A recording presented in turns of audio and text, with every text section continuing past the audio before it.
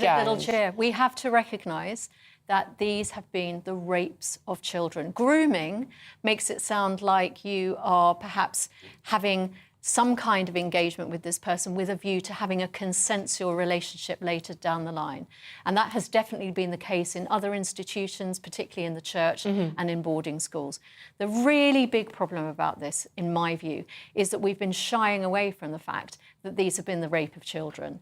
And I worry about Wes Streeting, who I have a lot of time for, despite not voting for the party. He has a wafer-thin majority, less than 500... To an independent MP? Where Labour, in particular, were struggling in certain constituencies with anti-Muslim rhetoric. And for Wes Streeting to say that we're in danger by moving away from phrases like grooming gangs, of a Christchurch-style massacre, that in itself is inflammatory language. That is basically creating a picture of something really dramatic and traumatic happening if we are not careful with our language. The problem is we've been too careful with our language. We have not been doing these children a favour by saying what's going on, by actually naming it as the rape of children. OK. Denis?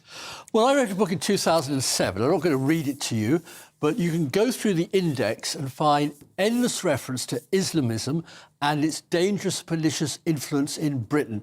I couldn't get hardly anybody to take this seriously. Partly it was based on my own constituency, where there's a Which was just remind people. South Yorkshire, where the first big story broke by Andrew Norfolk.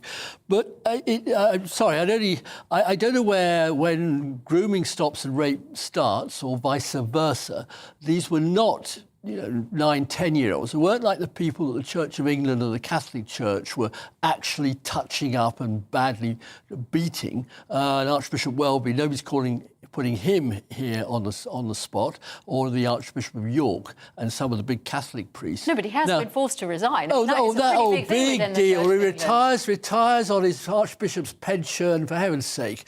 I mean, if you were taking it seriously... He resigned in shame. I think that's well, a pretty big thing within the church. Every councillor in Rotherham at the time, the vast majority of whom knew nothing about this, the police knew about it. The moment it was reported in the Times, I raised it in the House of Commons. You can check Hansard and ask the then Home Secretary Theresa May, why didn't the police come to the MPs?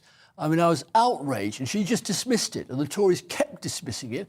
And now what's interesting is, suddenly, 15 years later, Nigel Farage or Mr Youssef from Sri Lanka has discovered it's a problem. Kemi Badenoch's discovered it's a problem. Where were they in 2011, 12, 13, 14, 15, 16, 17, 18, 19? So I think that's a very legitimate hypocrisy. question. And I think in particular with Kemi Badenoch and, well, arguably anybody who's been influenced by Elon Musk's calling this topic out over the last 2 weeks. Where were if you look on social media and you see people getting exercised about this, where were they when there was this conversation happening about the couple in France where the man drugged his wife and had her raped by 50 of his mates? That actually, if you're going to be talking about the abuse of young girls and the rape of young girls, you've got to be across all of those stories historically and completely and utterly, and that hasn't happened. But that doesn't mean to say that we can't talk about it now. Of course we should. This is the 2024-2025 version of the ITV drama about Mr Bates and the post office. Well, this is just sexual abuse. Nobody has captured the imagination of the country in a way that you're completely right to talk about Andrew Norfolk from the Times, who raised this in 2011. But the problem is we haven't been consistent about this, and it's time that we were.